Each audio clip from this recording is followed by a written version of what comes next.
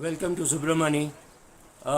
जैसे आपने मेरी टोपी देखी होगी, आप समझ गए होंगे मैं अभी भी हिमाचल प्रदेश में हूँ। मैं आज कुछ ऐसी चीज़ों की बात करने वाला हूँ कि साउंड फाइनेंशियल प्लानिंग मतलब अच्छी फाइनेंशियल प्लानिंग के कुछ लक्षण हैं। मैं कुछ 8-10 लक्षण की बात करने वाला हूँ। इससे ज़्यादा भी हो सकते हैं, लेकिन मैं मानता हूँ कि सबसे ज़रूरी यही है। पहला तो एक प्लान हो, राइट। प्लान हो कि आपके गोल्स क्या हैं। पहले तो आपके गोल्स होने चाहिए, और फिर आप अंग्रेजी में कहते हैं पे योर सेल्फ फर्स्ट। पहले अपने हर एक गोल के लिए आप पैसा अलग रखेंगे। अगर आपकी कमाई है महीने का 50,000 रुपया और आप घर खर्च आपका है 15,000 रुपया, तो 35,000 रुपया पहले आप निकाल देंगे। ऐसा नहीं कि 15 खर्च करने के बाद जो बचेगा उसमें से आप निवेश करेंगे, क्योंकि वो 15 का 18, 20, 25 कुछ भी हो सकता है, 50 भी हो सकता है। सो पे योर सेल्फ फर्स्ट जिसको कहते हैं। तो पहले अपने गोल्स के लिए, अपने बच्चों की पढ़ाई के लिए या अपने रिटायरमेंट के लिए या घर लेने के लिए जो अपने गोल्स बनाएं, हर एक गोल का पैसा पहले आप निकाल के रखेंगे। फिर आप इसके बारे में अपने बीवी बच्चों से बात करेंगे। आपके घर वालों को पता होना चाहिए कि आप पैसा क्यों बचा रहे हैं, कितने बचा रहे हैं, कितना निवेश कर रहे हैं, इसमें से कितना मिलेगा, ये सब आपको पहले पता होना चाहिए। और आपको एक और चीज़ होना, ये मामाई ने बता दिया होगा, ये पैंडमिक ने आपको ये बता दिया होगा कि ये जो इंश्योरेंस है वो इन्वेस्टमेंट से ज़्यादा मतलब निवेश करें, ये बहुत ही ज़रूरी है। लेकिन उससे पहले ज़रूरी है कि आप मेडिकल इंश्योरेंस और लाइफ इंश्योरेंस का चेक कर लीजिए, आपको कितना चाहिए और आपके पास कितना है। अगर गैप है तो वो आप पहला ले लीजिए।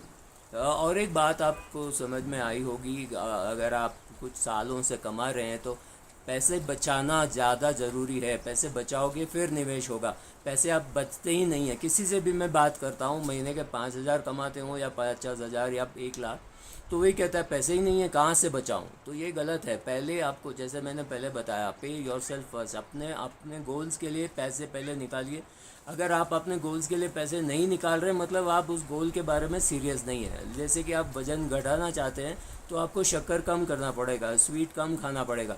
अगर आप साथ में गुलाब जामुन खाते खाते कह रहे हैं कि मुझे अपने वज़न घटानी है, तो मतलब आप सीरियस नहीं हैं अपने वज़न घटाने के बारे में। वैसा ही है पैसे के बारे में। अगर आप उसके लिए पैसे डालने को तैयार नहीं हैं अपने गोल के लिए, मतलब आप उस गोल के बारे में सीरियस नहीं हैं।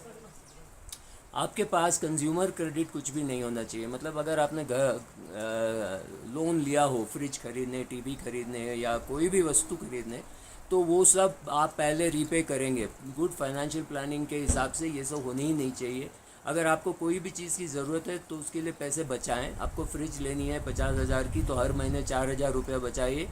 अंत में आपके पास 50,000 हो जाएगा, फिर आप फ्रिज खरीदिए, या आप 30,000 का फ्रिज खरीदिए 6 महीने के बाद, राइट। कोई ज़रूरी नहीं है कि 50,000 का ही फ्रिज खरीदा जाए और आज ही खरीदा जाए। ये आज ही का जो चक्कर है, दैट इज़ अ प्रॉब्लम। तो 6 महीने, 8 महीने, 1 साल, 2 साल पैसे बचाइए, और जो पैसा बच जाएगा उससे वो वस्तु खरीदे। एसी, फ्रिज, कोई भी वस्तु हो तो वो कंज्यूमर क्रेडिट आपकी ज़ीरो होनी चाहिए। अगर कार की लोन है तो जितना जल्दी हो सके उसे लौटाइए, या तो छोटी गाड़ी लीजिए ताकि लोन बहुत कम हो, या इतनी सेकेंड हैंड गाड़ी लीजिए वो भी छोटी, ताकि आपको लोन लेने की ज़रूरत ही नहीं पड़े। लोन होते हुए निवेश करना बहुत मुश्किल है। एक ही लोन होते हुए आप निवेश कर सकते हैं, वो है होम लोन। क्योंकि होम लोन नॉर्मली काफ़ी बड़ी होती है, तो होम लोन आप हर महीने चुकाओगे, उसके साथ आप अपना निवेश भी करोगे। और ये जो शॉपिंग करते हैं वो कोई थेरेपी नहीं है। लोग कहते हैं शॉपिंग इज़ अ थेरेपी, जहाँ आप जाके ख़रीदोगे तो आपको अच्छा लगेगा। लेकिन आप देखिए, पिछले 3-4 बार आपने जब भी शॉपिंग किया, उस दिन को शायद अच्छा लगेगा, लेकिन जब बिल आती है और आप ही को तो चुकाना है, करेक्ट, तो वो फिर आपको अच्छा नहीं लगेगा। तो मीडिया से डरिए, क्योंकि वो हर रोज़ आपको एक नया प्रोडक्ट देंगे। आपके रिलेशनशिप मैनेजर बैंक से आएंगे और बोलेंगे ये ले लो, ये ले लो, तो वो संभालिए। एक शब्द, बहुत ही अच्छी शब्द है हिंदी में, वो है ना। आपको वो प्रोडक्ट चाहिए ही नहीं तो ना बोलना सीखिए, वो बहुत ज़रूरी है। और आप एक एडवाइज़र ढूंढिए, और एडवाइज़र ढूंढने में और एडवाइज़र शॉर्टलिस्ट करने में काफ़ी समय लगाइए। ऐसे नहीं कि आपने आज एडवाइज़र ढूंढा, आपका आज ही मिल जाएगा। शायद आपको काफ़ी समय के बाद ही मिलेगा एडवाइज़र, लेकिन उसके बाद चेक कीजिए वो जो कह रहा है सही है कि नहीं। वो कहने के बाद आप उसको चूज़ कीजिए। लेकिन ये सब पूरा प्रोसेस करने के बाद, जब आप उस निवेशक को आप अपने मतलब सॉरी उस एडवाइज़र को जब आप चूज़ करते हैं, उसके बाद उस पर 100%, 100% उस पर भरोसा कीजिए। तभी आपकी पार्टनरशिप आगे बढ़ेगी और आपकी और एक बहुत ज़रूरी और इम्पॉर्टेंट पार्ट है रिटायरमेंट प्लानिंग। जब आप रिटायरमेंट प्लानिंग नहीं कर रहे हो, उसका ये मतलब है कि आप प्लान कर रहे हो कि आप रिटायरमेंट में फ़ेल हो। आप ये चाहते तो नहीं हो ना कि 80 साल में अपने बच्चों के साथ आकर के वापस से रहना पड़े क्योंकि आपका पैसा ख़त्म हो गया। जब आप इंडिपेंडेंटली रह चुके हो, जब आप इंडिपेंडेंटली मतलब किसी के मदद के बगैर रहने की आपको आदत पड़ गई है, फिर से आकर के बच्चों के साथ रहना बहुत मुश्किल है। तो इसीलिए रिटायरमेंट प्लानिंग की सख्त ज़रूरत है। एक इमरजेंसी फ़ंड अगर आपके पास होगा, कि कोई भी ज़्यादा करके इमरजेंसी फ़ंड का मतलब है मेडिकल इमरजेंसी, आपके भाई के लिए, आपके माता पिता, बच्चों के लिए, आपके उम्र पर निर्भर है।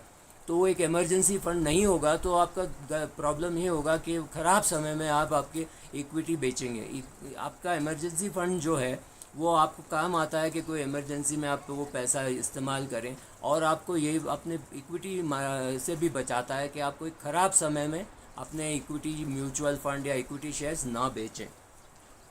आपको एक और चीज़ आपने सुनी होगी, क्रेडिट स्कोर। जब आप पैसा बोरो करना चाहते हैं, मतलब आप उधार लेना चाहते हैं, तो जाकर के वो बैंक आपकी क्रेडिट स्कोर चेक करती है। अगर आपका क्रेडिट स्कोर 850 के ऊपर है तो सोचे समझे बगैर वो आपको पैसे दे देंगे, क्योंकि वो जानते हैं कि आप कर्ज लेते हैं तो समय पे चुकाते हैं।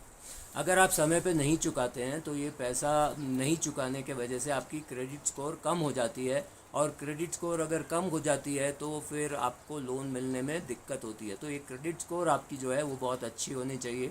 आपका हर बिल आप समय पे भरिए, आपका इलेक्ट्रिसिटी, टेलीफोन, सब बिल आप टाइम से भरिए। ये आपके लिए अच्छा रहेगा। जब आप नौकरी भी ढूंढ रहे हैं ना आजकल कोई बैंक में या NBFC में, तो वो भी पूछते हैं कि आपका क्रेडिट स्कोर क्या है।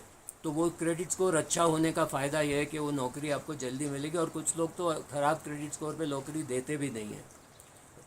आपकी जो जेलसी, आपके अड़ोस पड़ोस में आपके भाई बहन बंधु उन्होंने नई गाड़ी ली, या वो कहीं अब्रॉड चले गए हैं वेकेशन के लिए, ये सब देख कर के ईर्ष्या और ये सब जो होती है उसको कंट्रोल कीजिए। ये कहना आसान है, लेकिन अगर ये कंट्रोल नहीं करोगे तो आपके फाइनेंशियल प्लानिंग में बहुत से बाधाएं आ सकती हैं। Thank you.